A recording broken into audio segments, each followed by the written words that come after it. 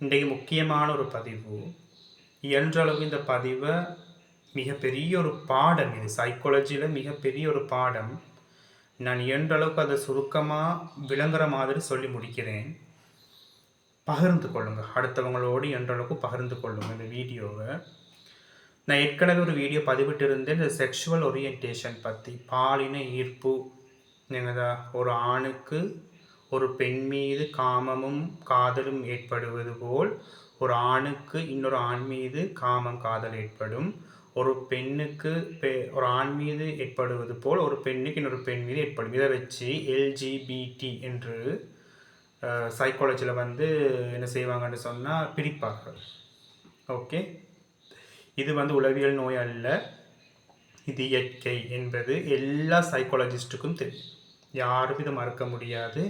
இதனுடைய ஆராய்ச்சிகள் இருக்கிறது. WHO வேர்ல்ட் ஹெல்த் ஆர்கனைசேஷனே இதனை இந்த உளவியல் நோய் அல்ல, இதுக்கு மருந்து அல்ல, இதுக்கு மருந்து உளவியல் நோய் அல்ல, இதுக்கு இது மென்டல் இல்னஸ் அல்ல என்பதனை ஆதாரபூர்வமாக நிரூபித்து விட்டது. ஆகவே இது செக்ஷுவல் ஓரியன்டேஷன்.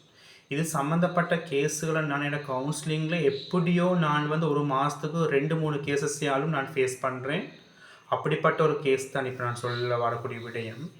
25 வயதுடைய ஒரு பெண், திருமணமான பெண், என்னை சந்திக்க வாரா. என்னை சந்திக்க அவள் சொல்கிறா, சார் நான் உங்களே சந்திக்க வந்ததுக்கு பிரதான காரணம் உங்களோட ஒரு வீடியோ பதிவு ஃபேஸ்புக்கில் பார்த்தேன். செக்ஷுவல் ஓரியன்டேஷனை பற்றி பேசியிருக்கிறீங்க. அதை பார்த்ததுக்கு பிறகு தான் உங்களையும் சந்திக்கணும்னு நான் வந்தேன். என்னை ஹஸ்பண்டையும் கூட்டி கொண்டு தான் நான் வந்திக்கிறேன் சார்.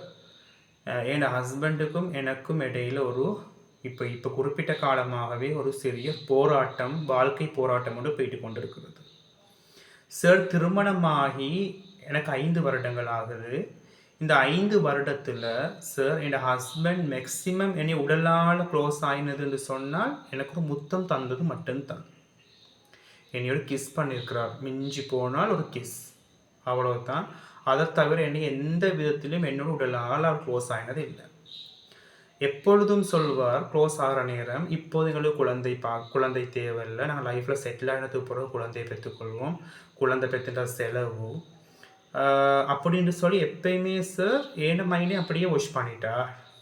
இந்த குழந்தை தேவையில்லை, குழந்தை நாள் லேட்டாக பெற்றுக்கொள்வோம், நான் இன்னும் விஷயங்கள் சாதிக்கிறது, இன்கமுக்கான வழிகள் இருக்கிறது அப்படி சொல்லுவார். நான் 1 வருடம் 2 வருடம் அதை நான் ஓகேன்னு எடுத்துக்கொண்டேன். 3ஆவது வருடத்துலேருந்து சார் எனக்கு கொஞ்சம் மனசில் ஒரே போராட்டமே, இவர் குழந்தை வானன்றாரே, என்னோட க்ளோஸ் ஆகிறார் இல்லை. அதே சார் நான் ஏன் உமா வீட்டுக்கு போனாலும் சார், ஏன மாமி வீட்டுக்கு போனாலும் சார் இதே கேட்பாங்க, இன்னும் லேட் ஆகுது, என்ன பிரச்சனை, டாக்டரை போனீங்களெல்லாம் கேட்பாங்க. அப்போ நான் இதெல்லாம் மனசில் வச்சுக்கொண்டு புழுங்கி வேதனையோடு தவிச்ச நாள்கள் ஏராளம் சார். அழுது படுத்திருக்கிறேன். இவர் என்னைய எப்போ வந்தாலும் வீட்டுக்கு வந்தால் படுத்துருவார், நேரத்தோடு தூங்கிடுவார். இப்படியே தான் நடந்து கொண்டு இருந்தது சார். ஒரு நாள் உங்களோட இதெல்லாம் பார்த்ததுக்கு பிறகு, வீடியோவை பார்த்ததுக்கு பிறகு எனக்கு சார் இந்த 5 வருஷம் வாழ்க்கை போராட்டம் தான். நான் எனக்கு அவர் குறை வச்சதல்ல, ஆனால் இந்த ரீதியில் எனக்கு பிரச்சனையே தான். யோசி இருந்தேன் சார். அப்பொழுதுதான் ஒரு நாள் அவரோட ஃபோனை நான் செக் பண்ணினேன். அவருக்கு தெரியாமல் செக் பண்ணால் சார் அவ்வளவுமே ஆண்களோட இருக்கக்கூடிய ஃபோட்டோஸுகளும் இவர் செக் பண்ணிக்கிறது அவ்வளவுமே ஆண்களோட செக் பண்ணிக்கிறதுமே தான் இவரோட ஃபோன் கேலரியிலையும் இவரோட ஃபோன்லேயும் இருந்ததை கண்டு எனக்கு இடியே உழுந்த மாதிரி அன்னைக்கு அழ தொடங்கினேன். கத்தி அழுதேன் சார். இவர் அந்த நேரம் பாத்ரூமில் இருந்தார், ஓடி வர தொடங்கினார். எனக்கு கையில் ஃபோன் இருக்கிறத பார்த்துட்டு அவருக்கும் ஷாக். அப்போ அவரும் கூட எனக்கு ஒன்றுமே சொல்லலை சார். அவரும் அன்னைக்கே உட்கார்ந்து அழத் தொடங்கினார், என்னைய மன்னிச்சிருன்னு சொன்னார். அப்போ எனக்கு மனசில் தாங்க இல்லாது சார். ஆனால் அவர் என்னோட எதுவுமே பேசலை, நானும் அவரோட அதுக்கப்புறம் எதுவுமே பேசலை. ஒரு கவுன்சிலிங் கொண்டு போகணுன்றதுக்காகத்தான் நான் இங்கே வந்தேன் சொன்னார். எல்லாத்தையுமே நோட் பண்ணி கொண்ட நான் ஓகேன்னு சொல்லிவிட்டு அவருக்கு சொன்னேன், ஓகேம்மா நீ கட்டாயம் கொஞ்சம் நேரம் வெளியில் இருங்க, உங்களோட கணவரோட நான் கதைக்கணும்னு சொன்னேன்.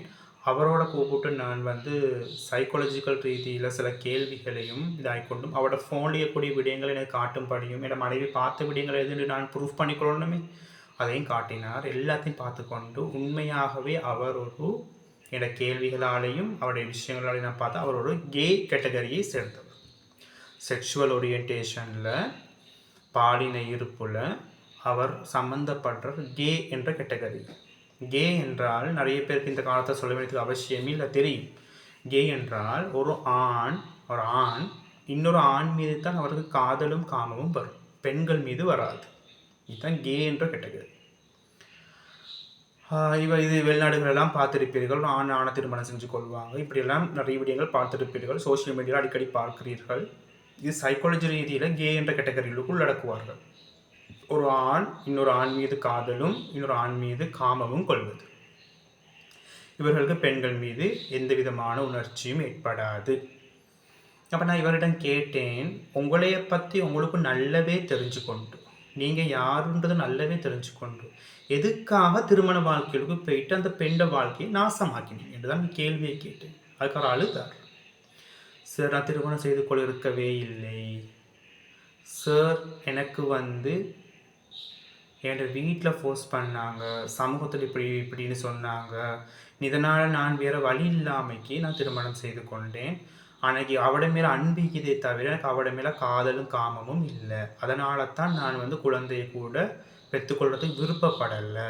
எனக்கு ஏற்கனவே இன்னொரு போயோட தொடர்பு இருக்கிறது, அது திருமணத்துக்கு முன்பிலிருந்தே இருக்கிறது என்று அந்த விடயங்களையும் காட்டினார்.